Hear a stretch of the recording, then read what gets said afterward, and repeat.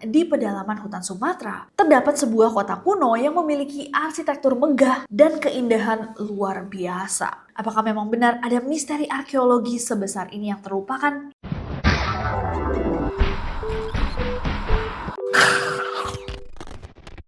Hey guys, it's Nasi and welcome back to Neror. Hai Neroris, how are you? Apa kabarnya? Semoga happy selalu, semoga penasaran selalu. Karena aku juga sempat penasaran banget ketika banyak dari kalian yang merequest aku dan NCC untuk bahas bareng-bareng misteri Dali 2, sebuah kota yang hilang di Sumatera. Setelah kita baca-baca yang kalian kirimkan, ternyata internet itu sempat dihebohkan dengan sebuah berita tentang kota yang hilang di pedalaman hutan Sumatera. Dikatakan bahwa di tahun 1800-an ada seorang penjelajah Inggris yang menemukan sebuah kota misterius yang hilang. Dan yang paling gila adalah dia punya bukti-bukti fotonya. Nah, cerita ini langsung menyebar, bahkan dibahas di banyak portal berita. Aku pun kaget dan juga penasaran bagaimana ada sebuah kota yang hilang di Sumatera yang sampai hari ini belum bisa ditemukan. Apakah memang benar ada misteri arkeologi sebesar ini yang terlupakan? Sebuah legenda ekspedisi di Indonesia tercinta? Atau ada rahasia yang bahkan lebih besar?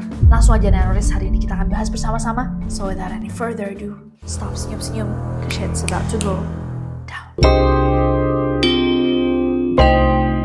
Kisah ini bermula dengan seorang Alfred Isaac Middleton. Dikisahkan sebagai seorang penjelajah Inggris yang mengabdikan hidupnya untuk menjelajahi wilayah yang pada saat itu, di tahun 1800-an, belum dipetakan. Mulai dari hutan Amazon, gurun Afrika, sampai ke hutan-hutan di Asia Tenggara. Untuk apa? Well, Alfred ini mencari sisa-sisa reruntuhan dari kota-kota kuno dan peradaban yang hilang. Salah satu kisah yang sangat dipercayainya adalah Atlantis. Di akhir tahun 1800-an, Alfred memutuskan untuk melakukan ekspedisi ke hutan-hutan di wilayah Nusantara. Tepatnya salah satu tujuannya adalah hutan tropis Sumatera. Nah, Alfred membawa sebuah misi besar karena dia pernah dengar bahwa ada penjelajah lainnya mengatakan di pedalaman hutan Sumatera terdapat sebuah kota kuno yang memiliki arsitektur megah dan keindahan luar biasa. Nah, di masa itu, Sumatera atau keseluruhan Hindia Belanda itu memiliki daya tarik yang sangat besar bagi para penjelajah barat. Kalau misalkan kalian bisa bayangin, pada saat itu Sumatera kan masih sebuah wilayah tropis dengan hutan yang lebat dan budaya eksotis yang dianggap nih penuh rahasia. Buat orang-orang yang biasa tinggal di negara 4 musim di tahun 1800-an, tentunya bagian dunia yang tropis itu adalah sesuatu yang sangat menakjubkan, dan sangat-sangat misterius. Nah, tapi yang dituju sama Alfred lebih spesifik nih, bukan cuma dia mau melihat keajaiban dari bagian bumi yang cuma memiliki 2 musim, tapi dia mau menuju kota kuno yang hilang. Kota kuno tersebut di kalangan penjelajah dipanggil dengan nama Dali 2. Disebutkan bahwa ada sebuah buku yang berjudul The Lost Casket of Dali 2 atau peti mati Dali 2 yang juga hilang. Katanya di dalam buku tersebut ada peta yang menunjukkan gimana caranya seseorang bisa mencapai Dali 2. Sebuah peta yang bisa mengarahkan kalian ke kota emas yang dipenuhi sama kemewahan, memiliki jalan yang menuju danau yang indah, serta patung emas yang dikatakan adalah patung asli yang berasal dari Atlantis. Patung emas tersebut membentuk seorang perempuan. Balik ke Alfred, akhirnya Alfred mencari krunya dong. Gak mungkin dia pergi ke Sumatera sendirian. Dia mengumpulkan orang-orang bertalenta untuk membantunya mencari kota Dali 2. Akhirnya setelah krunya komplit, mereka udah siap berangkat. Tapi dikatakan bahwa beberapa penjelajah yang ikut sama Alfred itu juga melakukan sebuah ritual dengan orang pintar atau dukun asal Afrika agar perjalanan mereka diberkahi. Berangkatlah mereka menuju Nusantara dan ini adalah perjalanan yang sangat panjang dari Inggris. Kalau dari yang aku cari di tahun 1800-an itu untuk pergi dari Inggris ke Indonesia, tepatnya ke Sumatera, butuh waktu sekitar 4-9 bulan.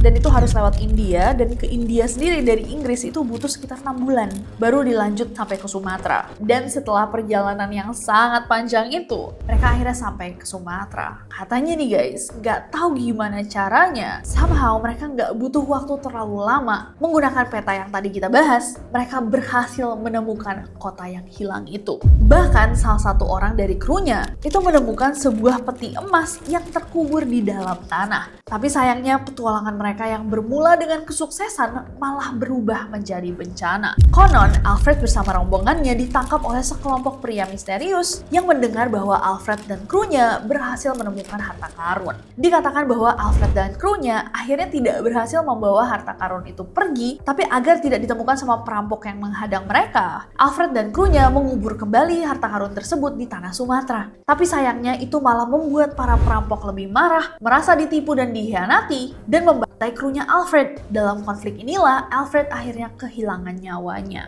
Jadi dia nggak pernah pulang ke Inggris, dan bersama dengannya misteri Dowley II dan juga harta karunnya terkubur kembali. Nah, walaupun Alfred dan rombongan ekspedisinya tidak pernah berhasil kembali ke Inggris, seorang komandan bernama John Hargreaves memutuskan untuk melanjutkan dan memimpin tim ekspedisi baru karena mereka sempat mendengar desas-desus nih bahwa timnya Alfred itu berhasil menemukan Dowley II dan juga harta karunnya. Mereka pun pergi ke Sumatera membutuhkan waktu sama nih sama Sir Alfred, entah berapa bulan, dan tim yang baru, timnya John Hargreaves juga tidak pernah kembali ke Inggris. Gak ada yang pernah tahu apa yang terjadi sama mereka. Tapi dikatakan bahwa memang sebelum pergi, Alfred itu sempat menyimpan buku harian dan mencatat semua persiapan perjalanan dia dan juga penemuan-penemuan dia selama ekspedisi. Nah, catatan-catatannya Alfred itu kemudian dibeli nih sama kolektor pribadi di abad ke-20. Tapi hilang semua di Perang Dunia Kedua. Walaupun ada juga yang bilang bahwa catatannya itu hilang di 1901. Yang tersisa dari ekspedisinya Alfred itu hanyalah beberapa foto hitam putih yang menampilkan pemandangan aneh seperti reruntuhan kuno di tengah hutan, patung berwajah asing, candi megah, dan hewan-hewan yang tidak bisa dikenali. Desain bangunannya terlihat super rumit, bahkan seperti perpaduan antara budaya Mesir kuno dan juga peradaban Asia Tenggara. Nah, foto-foto inilah yang akhirnya kesebar nih guys di internet dan ramai banget di media sosial. Banyak orang yang merasa bahwa ini adalah bukti jelas keberadaan Dowley II. Dan apakah kita harus beli tiket sekarang juga ke Sumatera untuk menjelajahi hutan dan mencari harta karun yang dikubur sama Alfred? Beberapa orang mencoba juga untuk mencari petunjuk dari foto-foto ini untuk mencari tahu nih kira-kira di mana foto ini diambil. Apakah ada bukti geografis yang cocok? Kalau misalkan kalian berpikiran, oke, cerita ini kayak Atlantis atau Lemuria, tapi kok ceritanya rada skip-skip, ada beberapa hal yang kurang atau tidak dijelaskan. Atau mungkin itu alasan kalian untuk minta kita bahas bareng-bareng. Well, pertanyaan kalian, Neroris, sangat valid. Karena setelah kita telusuri, kita pun punya banyak pertanyaan. Terutama setelah penelusuran kita berhenti di penemuan bahwa cerita ini adalah AI fabricated content, alias foto-foto dan cerita yang dibuat menggunakan AI, Artificial Intelligence, kecerdasan buatan. Jadi setelah kita mencari-cari menggali-gali, postingan ini pertama kali diunggah pada 29 Juli 2022 oleh seorang seniman atau supervisor efek visual bernama Mitch Gates. Di unggahannya memang dia menuliskan nih guys cerita Dowley II yang tadi kita bacain, di mana dia tambahkan narasi singkat tentang siapa itu Alfred Isaac Middleton dan ekspedisinya mencari Dowley II. Tapi postingan ini diakhiri dengan hashtag Midjourney yang merupakan sebuah program AI yang memang bisa menciptakan gambar-gambar realistis dari prompt tulisan. Nah, kalau misalkan kita lihat postingan aslinya, nggak kelihatan kayak Mitch ini mencoba untuk membohongi orang-orang, melainkan dia hanya nge-share nih hasil dari karya buatan AI dia. Tapi setelah itu, barulah orang-orang mencomot-comot nih karyanya dia, membawanya ke media sosial dan platform-platform lainnya, dan menceritakan kisahnya Alfred Isaac Middleton tanpa mencantumkan dari mana mereka mendapat foto-fotonya. Dan kalau misalkan kalian sempat tertipu, ya nggak salah-salah banget, karena memang tulisannya ditulis dengan sangat pintar. Bahkan nama Alfred Isaac Middleton itu terinspirasi dari seseorang yang asli, seorang arkeolog dan direktur museum di kehidupan nyata di tahun 1800-an yang bernama John Henry Middleton. Dari John Henry kok bisa jadi Alfred Isaac? Kalau misalkan kalian sadar guys, Alfred Isaac itu inisialnya apa? AI. Dan buku yang diceritakan The Lost Casket of Dowley II itu juga kemungkinan besar terinspirasi dari buku asli yang berjudul The Lost Casket dari 1881. Ditulis oleh seorang penulis Prancis, Fortuné Dubois-Gobet. Selain itu, kisahnya Dowley II itu terinspirasi juga oleh manuskrip 512. Apa itu manuskrip 512? Dilansir dari website Digging Up Aliens, seorang lulusan jurusan arkeologi bernama Frederick Trusoham menuliskan bahwa dia memiliki teori bahwa Dowley II itu itu mungkin terinspirasi dari sebuah manuskrip yang berjudul Manuskrip 512. Sebuah manuskrip tua asal Brazil yang memang ditulis sama seorang penulis anonim. Manuskrip ini ditemukan di tahun 1839 di Perpustakaan Nasional Brazil oleh Manuel Ferreira Lagos. Manuskripnya terdiri dari 12 halaman yang menceritakan tentang sekelompok penjelajah Portugis yang menemukan kota misterius. Kota ini terletak di pegunungan tinggi, memiliki gerbang besar berbentuk 3 lengkungan ala Romawi, dihiasi tulisan dalam bahasa yang tidak dikenal, dan di tengah kotanya berdiri satu patung laki-laki yang menunjuk ke arah utara. Bangunan-bangunannya penuh ukiran, simbol salib, burung gagak, dan desain artistik yang rumit. Mereka bahkan menemukan galeri tambang perak, tanah yang mengandung butiran emas, serta koin misterius yang bergambarkan anak laki-laki dengan busur panah dan mahkota. Nah, cerita ini emang terdengar seperti cerita fantasi ya guys. Tapi bagi orang-orang di masa itu, manuskrip ini dianggap sebagai bukti arkeologi tentang keberadaan kota Greco-Romawi yang hilang di Brazil. Bahkan lembaga resmi seperti Brazilian Historic and Geographic Institute sempat mendanai ekspedisi untuk mencari kota di dalam manuskrip 512 ini. Sayangnya semua ekspedisi yang dilakukan itu gagal dan tidak bisa menemukan hasil. Tapi pengaruh dari manuskrip 512 itu nggak berhenti di situ aja. Dia menjadi sumber inspirasi bagi banyak karya sastra, termasuk Sir Arthur Conan Doyle dalam novelnya The Lost World dari tahun 1912. The Lost World menceritakan tentang kota kuno yang bersembunyi di dalam hutan lebat. Nah, kalau misalkan itu kurang wow, selain manuskrip 512, kisah Dowley itu juga terinspirasi dari kisah seorang penjelajah asli Inggris bernama Percy Fawcett. Nah, ini malah menurut aku mungkin bagian dari video ini yang lebih menarik guys. Ini cerita asli tentang seorang Percy Fawcett, sahabatnya Sir Arthur Conan Doyle, penulis ternama Inggris yang menginspirasi karyanya yang berjudul The Lost World. Jadi Percy Fawcett ini setelah pensiun nih dari militer di tahun 1906, terobsesi banget untuk mencari kota kuno yang hilang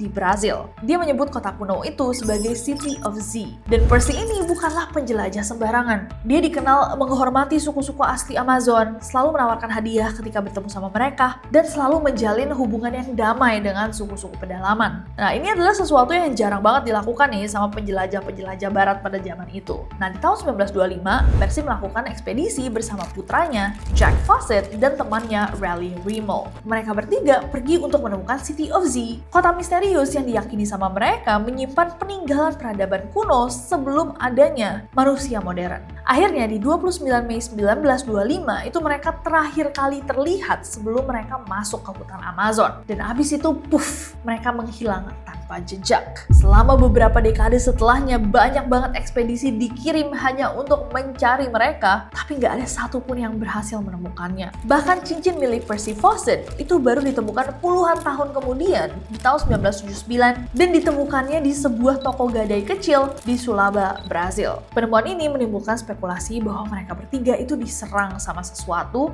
dan diakhiri hidupnya secara brutal. Simpelnya dirampok guys. Namun tentunya nggak ada yang benar-benar pernah tahu apa yang sebenarnya terjadi sama mereka. Nah, balik lagi ke AI Middleton kita, Alfred Isaac Middleton. Kalau misalnya kalian lihat fotonya yang beredar di internet, mungkin kalian akan berpikiran bahwa dia mirip banget sama tak bukan dan tak lain Percy Fawcett. Coba lihat.